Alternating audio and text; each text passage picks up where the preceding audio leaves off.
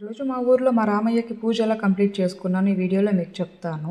ఈరోజైతే మా ఉభయం అన్నమాట.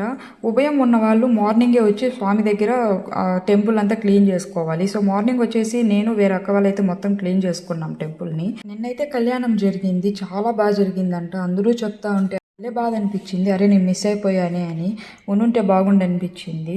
నిన్న కళ్యాణం జరిగిన తర్వాత ఉన్న పూలమాలన్నీ అక్కడే బయట పెట్టున్నారు. సో ఆ పూలమాల చూస్తే అర్థమైంది స్వామి నేను ఎంత నిండు అలంకరణలో ఉన్నారా అనేసి. ఇంకా మనం ఉభయం కదా, ఇంకా టెంపుల్లో స్వామి ఇంకా రాలేదు అని చెప్పి అన్నదానం కాడికి వెళ్ళాను. అంతా రెడీ చేసుకుంటా ఉన్నారు. ప్రతి ఇయర్ అందరూ కలిసి వంటలు చేయడంలో అందరూ సపోర్ట్ చేస్తారు, హెల్ప్ చేస్తారు. అంటే సేవలాగా చాలా మంచిగా అనిపిస్తుంది ఇట్లా అందరూ చేసేటప్పుడు. ఇంకా నేను నాకు తోచినంత హెల్ప్ చేసి ఇంకా టెంపుల్లోకి అయితే వచ్చేసాను. ఇంక అందరూ ఫ్రూట్స్ కట్ చేస్తూ ఉన్నారు. ఇంకా స్వామి అయితే పూజ చేసుకుంటూ ఉన్నాడు, అభిషేకానికి రెడీ చేసుకుంటూ ఉన్నాడు. మొత్తానికి 5 రోజుల తర్వాత అయితే స్వామిని అభిషేకం చూశాను, అలాగే అలంకరణ కూడా చూడబోతున్నాను నేనైతే. ఎంత బాగున్నారు సీతారాములు. చాలా గ్యాప్ తర్వాత అయితే టెంపుల్కి వచ్చాను, ఎందుకో చాలా మంచిగా అనిపించింది.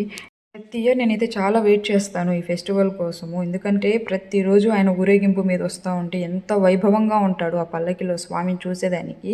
నిజంగా నాకైతే కన్నుల పండుగ అయితే అంత బాగా అనిపిస్తుంది. నేను ఫైనల్గా స్వామివారి అలంకరణ కూడా పూర్తయిపోయింది. ఇంకా పూజ అయితే కంప్లీట్ చేసేసారు స్వామి.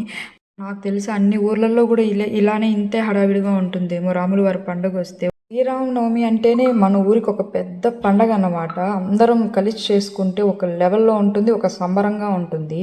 నాకైతే భలే ఇష్టం ఈ పండగ అయితే. నేను చాలా వెయిట్ చేస్తాను ప్రతి ఇయర్. ఇంకా పూజ అయితే కంప్లీట్ చేసుకొని నేనైతే ప్రసాదాలు అయితే తీసేసుకున్నాను. ఇంకా అన్నదానం కాడికి పోయి అక్కడ ఏమన్నా వడ్డించేదానికి ఉంటుందేమో అని వెళ్ళాను.